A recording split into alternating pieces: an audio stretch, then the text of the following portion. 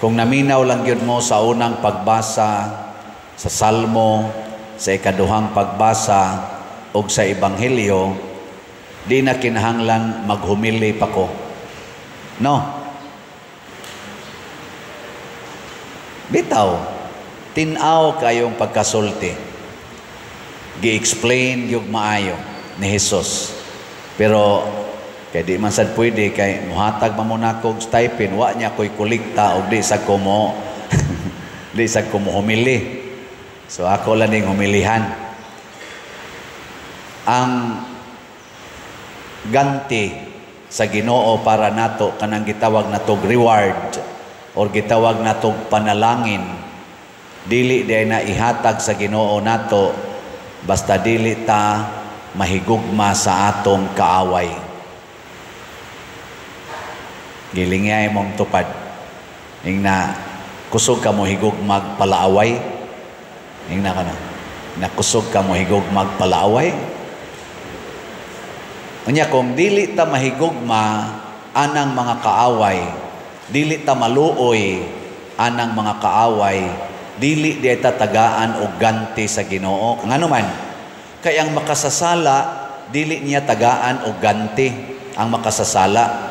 Muna ningon siya, kung ang inyong higugmaon, kadto ra sang nahigugma ninyo, nganong magpaabot man mo ganti, nga ang mga makasasala nahigugma man sa nahigugma nila.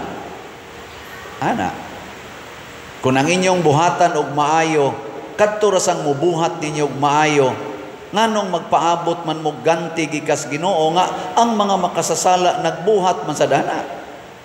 Kinahanglan mo labaw gidi eta sa mga makasasala, kay ang makasasala wa nay ganti. Ing kapatid, na malagi makasasala, kusog kayo sa graft and corruption, purti naman noong datua. Timan-an nato ha, kanang kwarta o gahom dinhis kalibutan, dili na ganti, dili na tinuod nga rewards. Usahay pagani mahimo ng condemnation. Adi mo to?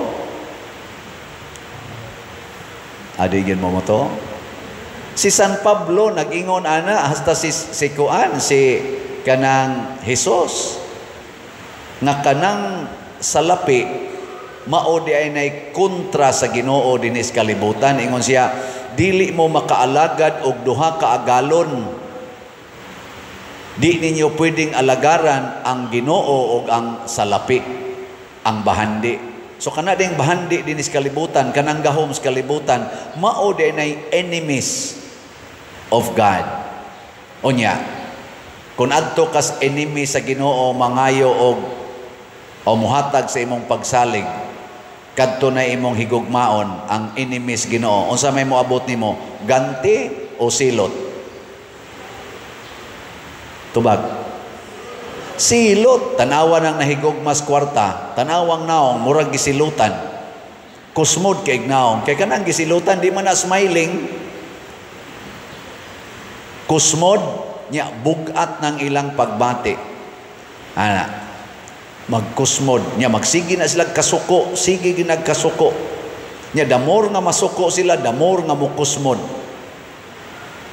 Galingi ay mong tupad be, ang di mo lingi gisilutan. Galingi ing na tanaw ni mo sa kong naong gigantihan ko, ing na kono, ing na akong naong ba gigantihan ni o gisilutan.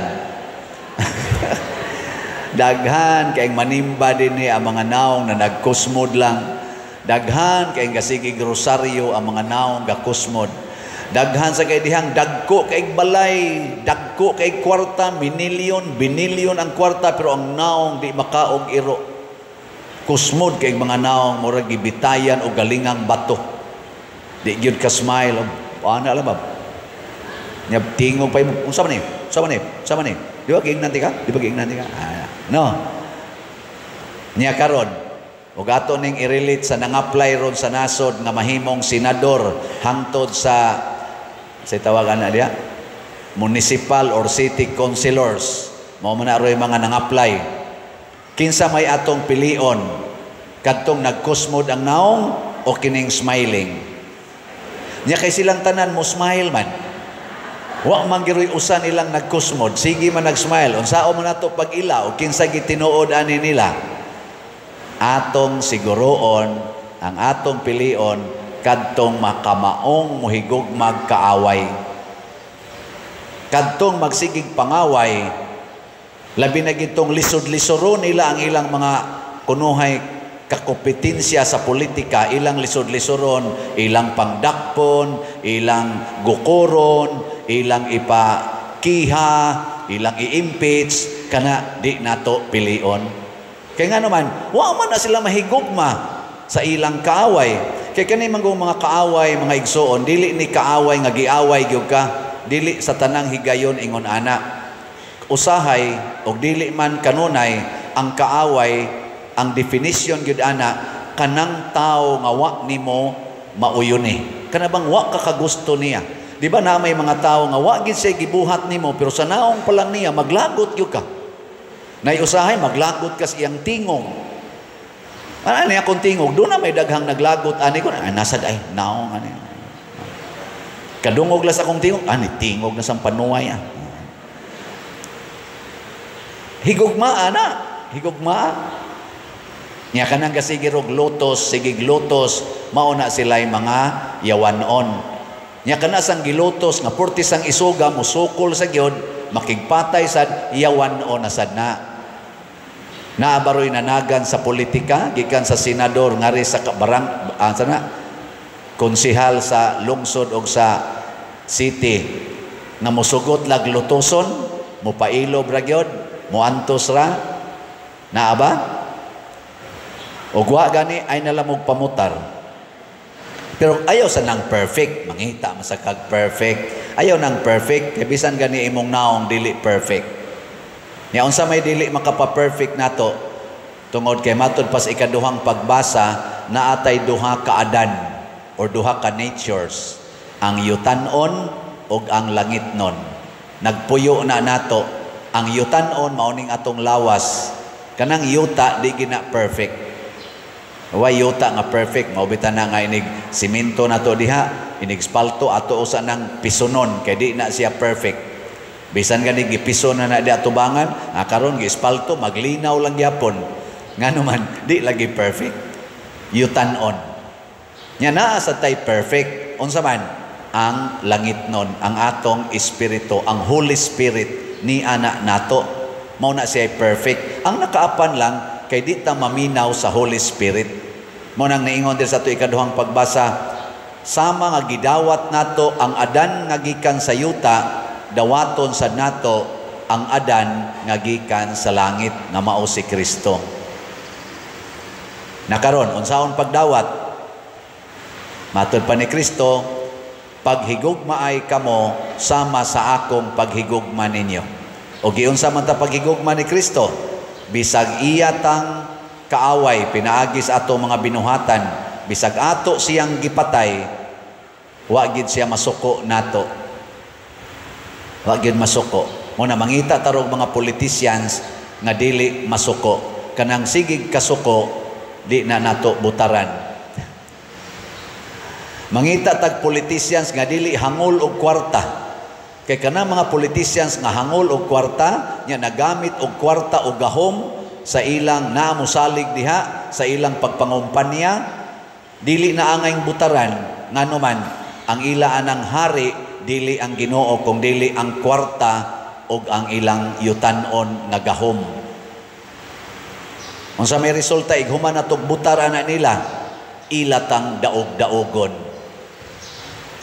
Karon kusog pa kay na silang mo ulo-ulo nato. Tanang problema nato ilang hisgutan, tanang problema nato ilang yung ipabati nga andam silang mutubag. Pero tanawa ilang track records, nayuban ana nagbalik-balik na lang naglingkod sa atong gobyerno, wa gyoy nahatag nato nga konkretong kaayuhan. Gani ang timaan ana nga wa gitay nadawat pa kaayo nga kaayuhan, nag-anam gyud kadako ang atong utang sa nasod. Ikaduha, naalang gyapon ang graft and corruption sa atong nasod, wa gyud na masulbad. Bisan na lang untag muminos og maayo, naa lang gihapon ang drugas, naa lang gihapon ning krimen, pinatyanay, hasta pagani ang kauban sa panimalay magpinatyanay na tungod kay nakasuyop og drugas, naa lang gihapon ning terrorism. Unsa may ilang gibuhat, siging balik-balik dihag lingkod, sigig himog balaod ang gikalingawan hinuon karon, nagunay silag away, mag-impeach og ila rasang kauban, imbis maghiusa, mag-away, gagastos atong kwarta nga buhis nato, 40 na taong dakuan natong utang, gastuon pagid anang mag-unay silag away.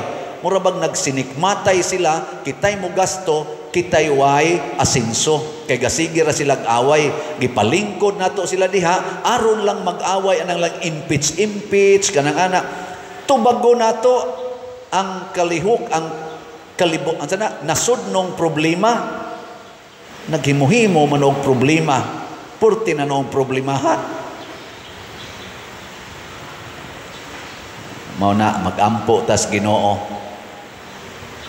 lingi ay mong tupad, ing nakinsay gabuhat og problema sa inyong balay, nakinsay gabuhat, kamo ra bang mga ginikanan kusog kay mo mobuhat og problema, ngano man di man god kamaong mo higugma. Inyong anak gaduwa sa computer, perting lingawa, kaliton magsinghag, ayaw kuyogig duwa aron malingaw.